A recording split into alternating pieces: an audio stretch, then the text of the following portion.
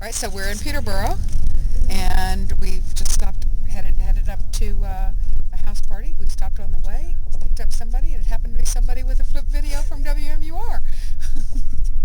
This was not planned. We didn't know that you had one of the flip videos. Real Okay. slippery. All right, great. Slippery. Okay. And Kristen Frickman. Yes, yep. And Here we go. and then you'll go upstairs afterwards for an interview. Okay, all right, and it's a deal. All right, now I'm gonna turn my this way because I do not want my backside recorded. That they've done a number of polls over time. Rasmussen has done most of them, but there have been polls by other people. CNN did a recent poll as well, matching up the top Democratic candidates against the top Republican candidates and who would win in those races. There have been maybe two that did not have this singular result. And the most recent ones have all had this singular result, CNN having done the most recent, I think, poll of matchups. In that, John beats every Republican when no other Democratic candidate beats every Republican. Every Republican, John beat. Every one of the states I named has a Democratic governor. A Democratic governor won there. Why? Well, first they showed up.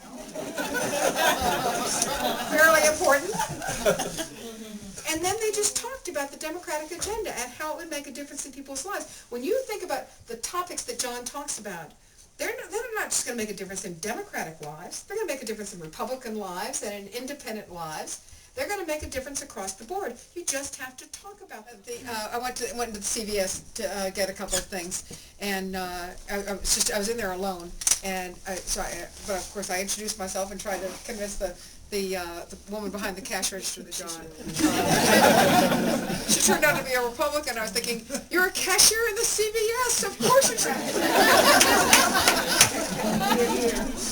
But nonetheless, I didn't even let that opportunity pass. You're going to have those same opportunities in the next couple of days. I want you to use those opportunities to spread the word about how important this election is, how this primary is so important. Chad are going to be identify with one of those three. So how is it you distinguish John among these three? Well, there are a number of ways in which you can do that. One of the ways you can do it is health care. In health care, we have three candidates all talking about universal health care. Yet one candidate, Senator Obama, has not even proposed a universal health care plan. His health care plan leaves 15 million people approximately out. By no definition is this universal, and if you're one of the 15 million, it's sure isn't universal for you. And it'd be hard for him to identify in this room which of you he's going to leave out, and it's just, that's not what we need or what we should be talking about.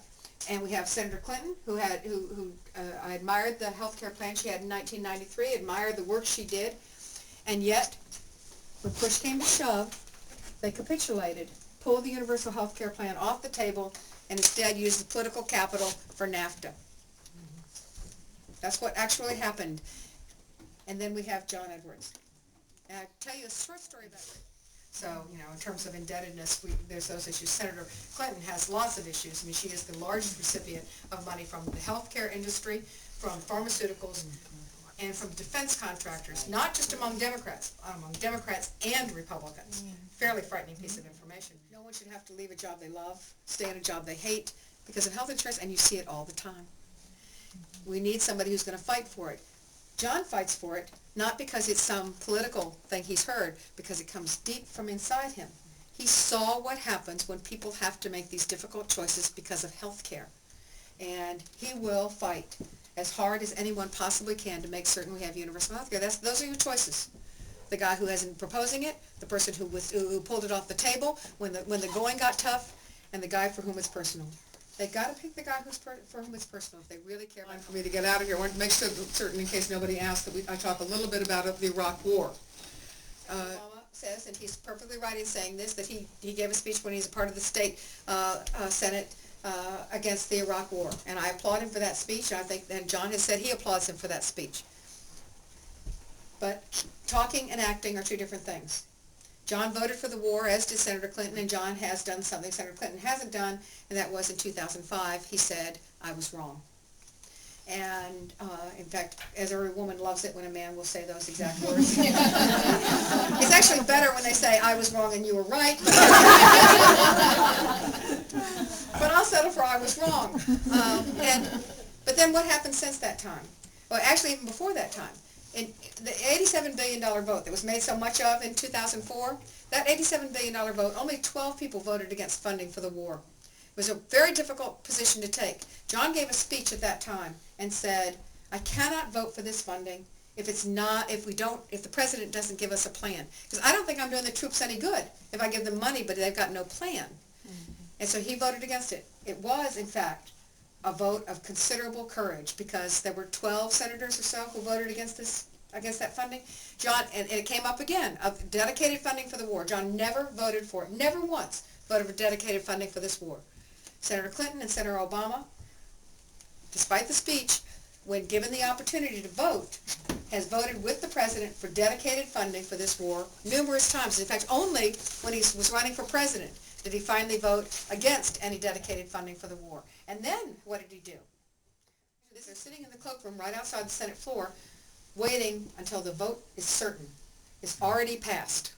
They know it's passed. Their votes are not necessary in order to defeat it, or to pass it. So they sit back there, and then when their votes are inconsequential, they come out after the time limit is passed and cast their votes.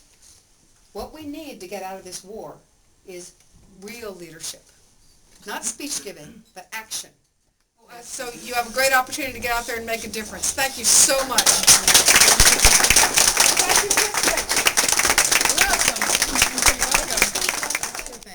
We should expect to watch it's icy. Yeah, We should expect to pay $6 a gallon for gas. Investigate any anti-competitive activity or price gouging and things like this. The other thing is that we have to de-emphasize the importance of oil. So that was fun, wasn't it fun? It was fun. I love them. I love house parties. They're wonderful. There's so much energy.